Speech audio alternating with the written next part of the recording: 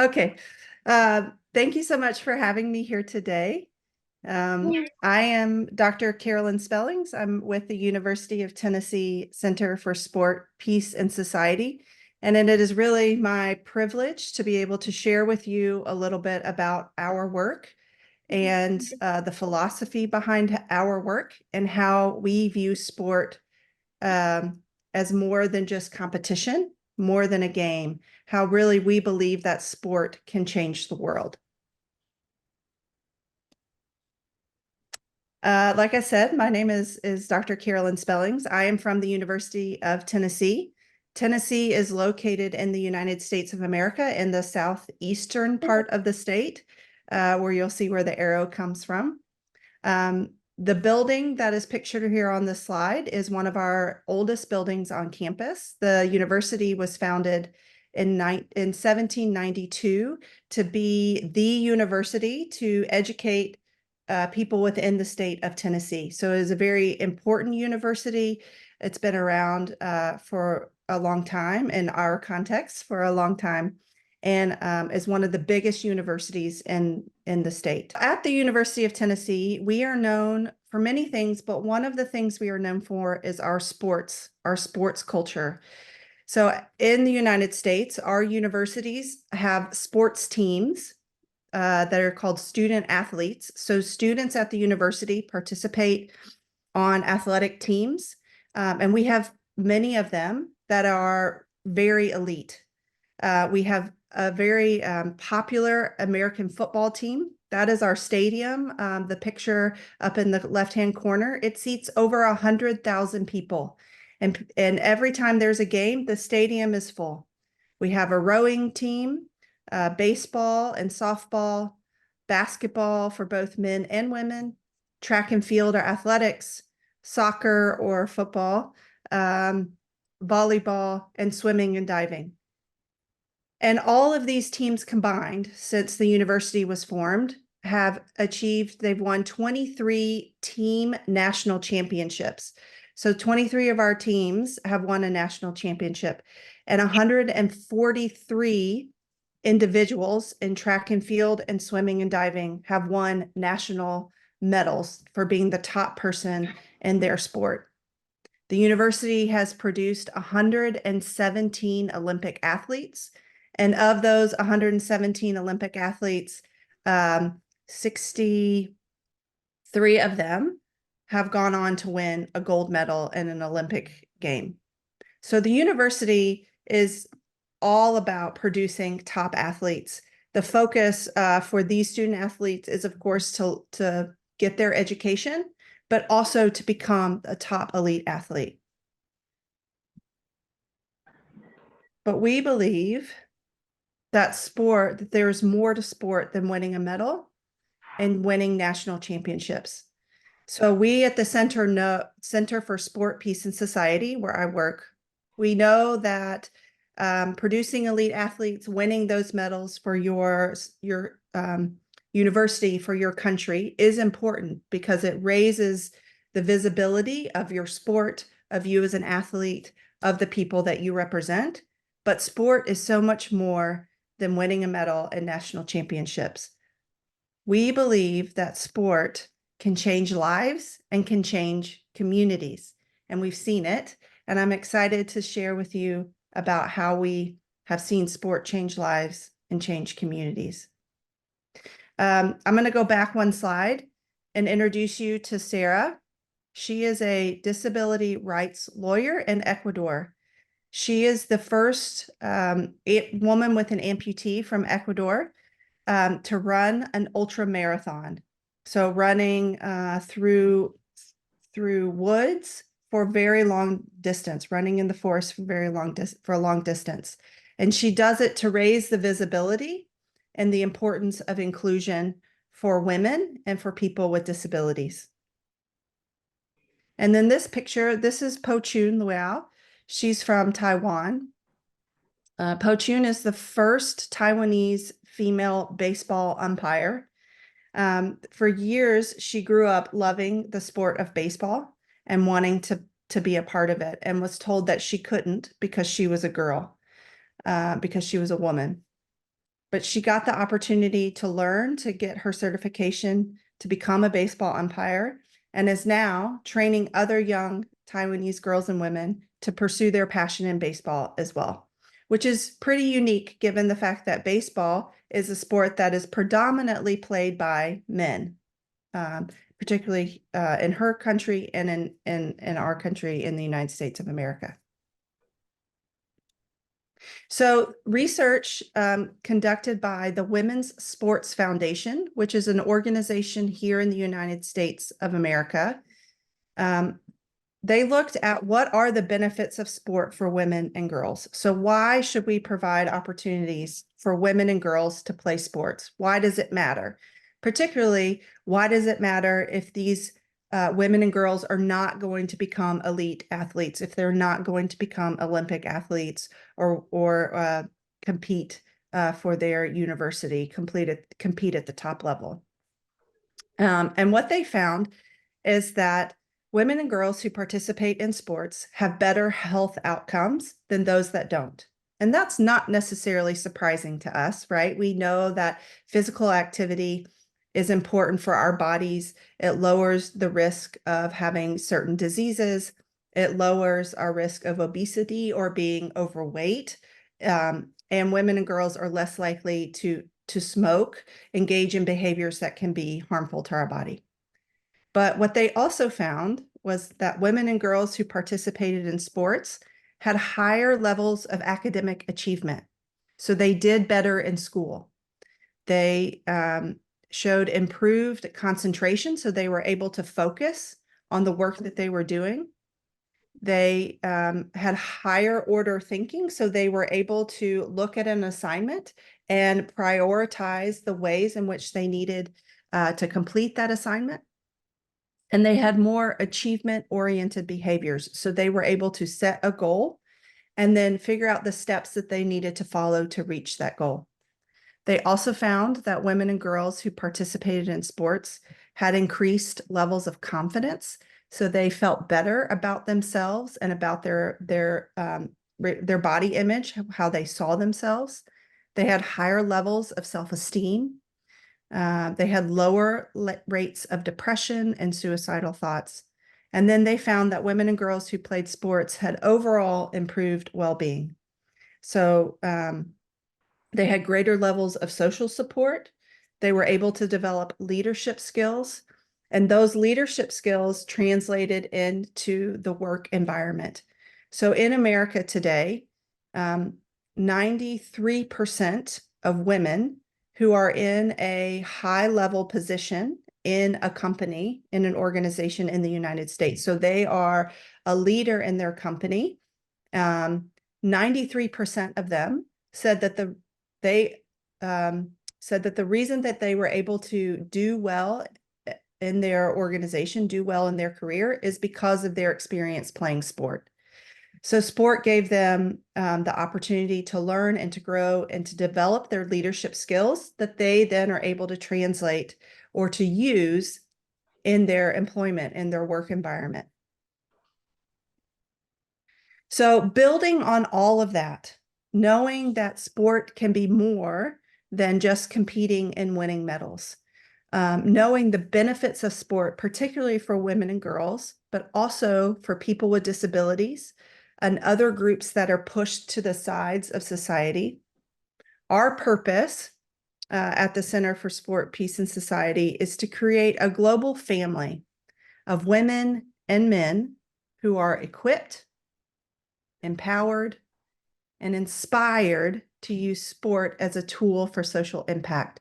So who have the skills, who have the confidence, and who have the passion to use sport to be more than just competition. And our focus is on an emphasis on increasing access to sport for women and girls, people with disabilities. And we want to increase the number of women and girls and people with disabilities in leadership positions, not just in the sports arena or sports sector, but in whatever sector or employment that they end up choosing. Because we believe that the more diverse our leadership is across whatever organization you're in, the more inclusive it will be, and the more successful the organization will be. So that is our purpose here at the center. And we work in a sport for development framework. Now, sport for development has been around since the 1920s. They have found the evidence of organizations using a sport for development framework to help individuals or communities who have experienced natural disasters or conflict. But this idea of using sport very intentionally to achieve the sustainable development goals really came about or was formalized in the early 2000s. 2005 is really when this idea from the UN became very formalized, and organizations started to really work under this sport for development. We would say an umbrella to work under this idea. And so again, sport for development is using sport very intentionally to achieve the sustainable development goals. So for example, somebody might start an organization that says, I want to use volleyball to help reduce the number of people in my community who are experiencing poverty, because I want to use volleyball to teach life skills, to encourage people to stay in school, and then to help connect them with other companies or organizations so that they can get a job when they are of age. Maybe it's using tennis to reduce hunger. So sustainable goal number 2 for zero hunger. Maybe it's using tennis, so having tennis clinics and also handing out food or providing food for people. Maybe it's using the sport of soccer or football to teach educational skills. So help to come into a school after school program and talk about good study habits. How do you do well in school, but also while you're having fun and playing a sport. So those are just a few examples.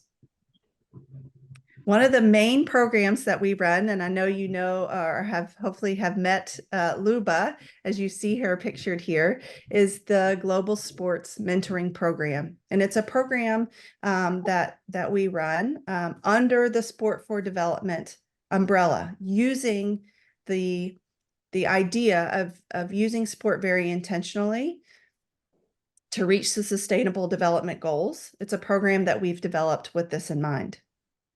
So this program was started in 2012. It was started with a partnership between the U.S. Department of State, ESPN, and ESPNW, which is a sports media company, and us, the Center for Sport, Peace, and Society. And it was started by Hillary Clinton. She was then the Secretary of State, and you see her in the middle of this photo. And the idea behind it is to identify women all over the world who are using sport to make their communities better, who are using sport for more than competition, and to bring them together and help equip them with the resources and networks they need to make the work that they're doing sustainable and lasting, and to create lasting impact in their communities. So we've been running this program for 12 years. We have had 256 delegates or participants who have come through the program, and are in 95 countries. And so this graph shows you kind of the distributions or where all of the participants have come from. So our goal is to help the participants, to help the delegates, people like Luba, to identify an issue that they're passionate about. Maybe you're really passionate about access to quality education. Maybe it's access to opportunities for people with disabilities. Maybe there is a community that you're aware of that is really pushed to the side, and there's a lot of stigma. They're not accepted into the community, and so you're very passionate about that. Maybe it's safe spaces to play for a certain group of people, that there's not safe places to go and to play and to participate in sports. So our goal is to help the participants understand and identify their passion, what's an issue that they care deeply about, that keeps them up at night, that they think about all the time. What's their platform? So who or what are their area of influence? Are they a coach? Can they influence players? Are they a teacher? Can they influence students? Are they a leader of a company? Can they influence their employees and the other organizations their company works with? Are they a sports journalist? Can they influence others through writing or broadcasting? And then what's their purpose? What plan of change can they create to address that social issue that they care about using their platform? So I want to also introduce you to Megha Vora. Megha is from India, and she participated in our program in 2017. And Megha cared very deeply about issues that women faced in her community. And many women in her community were the victims of domestic violence and sexual violence. And so what she wanted to do is she wanted to build centers, buildings, places where women could come and they could learn martial arts, so taekwondo, jujitsu, and other self-defense strategies, where they could come in a safe place, learn about those things. They could also talk about issues of confidence, and then provide these women access to other employment opportunities in organizations, safe organizations where they could go to work and be safe. Megha has since created multiple centers across her country, so not just in the city where she lives, but other centers around her country, and is really impacting multiple women across in India. So it's this idea of what we call a multiplier effect. So if you empower, or if we empower one woman or one individual, if she goes home and she empowers one or two individuals, and then they empower or impact the lives of one or two individuals, we see the ripple effect. We see how many people's lives can be changed and how communities can be changed using the power of sport, using a sport as a tool to make communities better. So our philosophy, how we do this, we believe that if we expose the participants to new ideas, resources, and networks, so if we help them get their brain thinking in different and creative ways, it unlocks the potential to think creatively and to build sustainable programs that really address key issues facing women and girls and people with disabilities. And then if we equip them to tackle issues in their community, so we make sure that they have the skills that they needed, or the networks that they need, or have access to the information that they need. And if we engage people in new experiences and exchanges, again, if we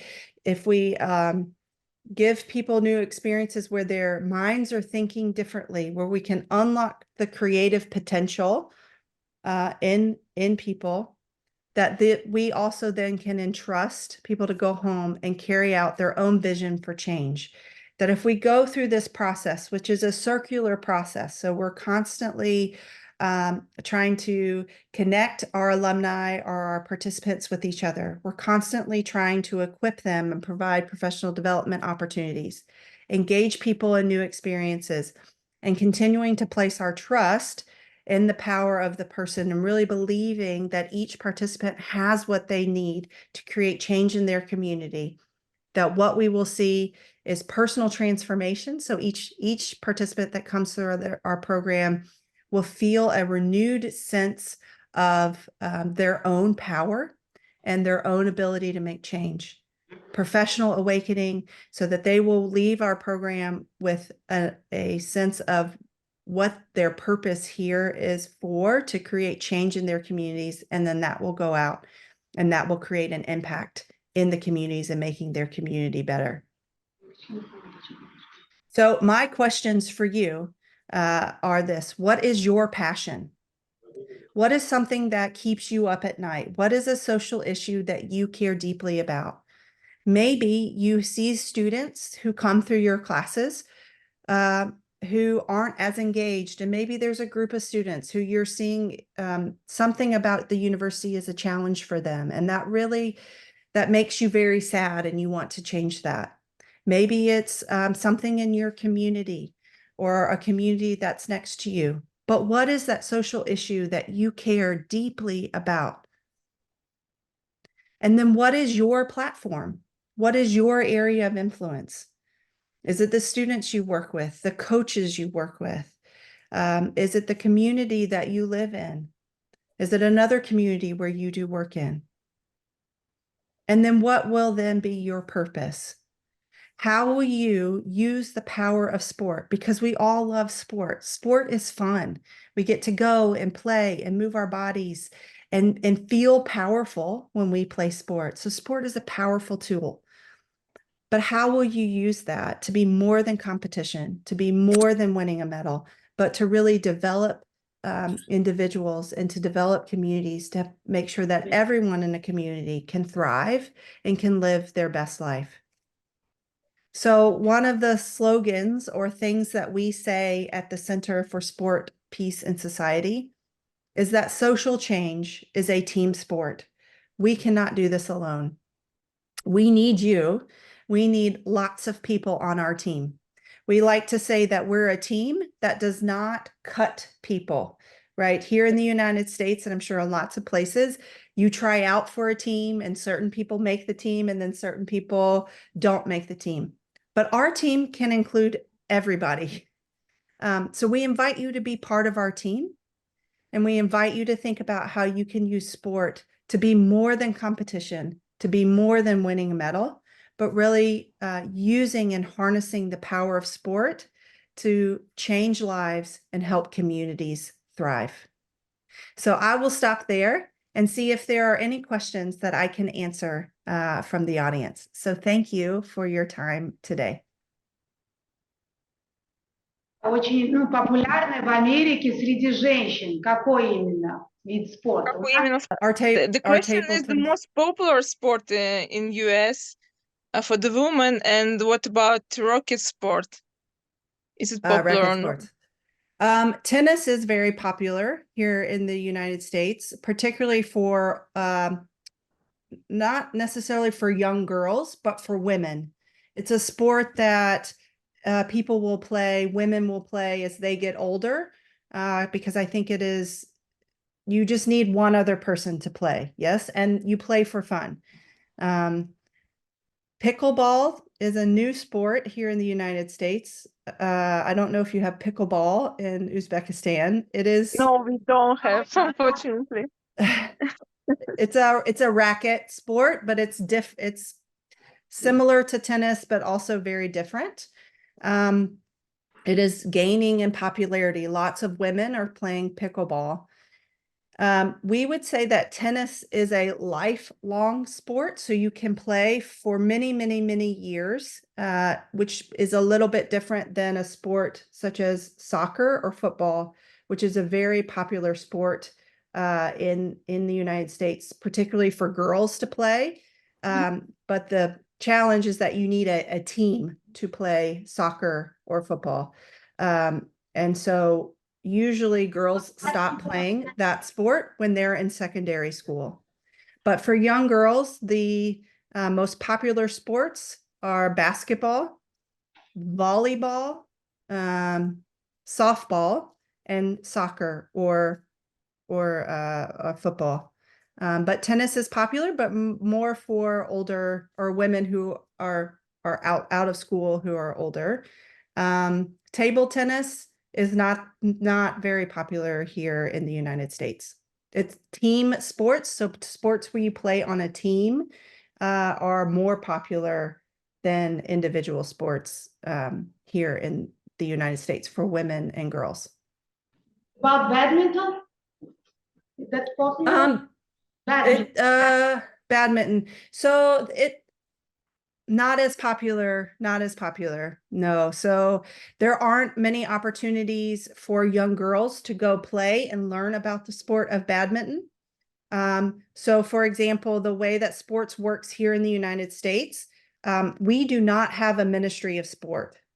So sports, you have different organizations somebody starts an organization and says, I'm going to start a basketball league for girls and boys, or I'm going to start a volleyball league for girls. And then as young people, you join the league, you play for a season or two, and then maybe next season you go to a different league or something like that. But there are not badminton leagues or places to join or to learn. You might play in your backyard if your family has a badminton set, but it is purely for fun. It's not a very popular competitive sport here in the United States. Thank you so much. Some questions? Okay. But in Uzbekistan, badminton, tennis, and table tennis, it's more popular. And volleyball is similar to that here in the United States. Many women play volleyball. Many young girls and women prefer volleyball. It's so similar, yes. Yes. Okay. Yes, so you can go, so the local governments, like in my city and other cities, will build tennis courts for anybody to come and play. And you can find coaches, local coaches, to help kids learn to play tennis. Through our secondary schools, you can play tennis on your team, on your school team. Yeah.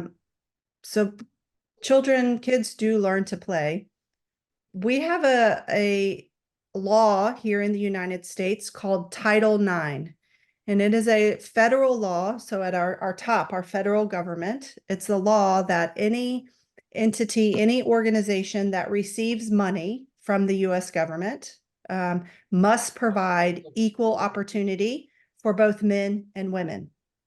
And the way that the sports works here in the United States, because most students play sports at school, that becoming a top athlete, you go to school, like at the University of Tennessee, and you play on your school team, and then oftentimes will become an elite athlete through that pathway. The University of Tennessee has to provide equal scholarship money, equal number of teams, an equal number of players for men and women. So what that has done is it has increased the opportunity for women to play sports and a whole variety of sports. And so that scholarship money is not just for Americans. Women from other countries can apply to come to universities such as the University of Tennessee, can come on a college scholarship, so be paid to come. Their school is free, and they come and they compete for the University of Tennessee, and they get their education. And so because of this legislation, Title IX, that has made that possible, top athletes from around the world, women athletes from around the world, now have the opportunity to come to the United States to receive education and play sport and continue to develop into elite or top athletes. So many women around the world from other countries will come to the US to go to school for that reason. And so I think that is one of the reasons why you see athletes from other countries playing tennis here in the United States, but also other sports as well. Many women from other countries will come and play soccer at our colleges or universities, and then go home and play for their national teams. Okay. Sorry. Yeah. Can tennis athletes, badminton athletes, or table tennis athletes apply to your university or college? Tennis players, we don't have a university team for badminton or table tennis. So, but for tennis, we do. So you could, yes. I think we have our time will be over. And we want to say thank you for your for the donation, for your supporting, and for such interesting information and everything. Thank you for you. Yes. Well, yes, thank you so much for your time. Well, thank you for this opportunity. It is my privilege to be here and to share with you.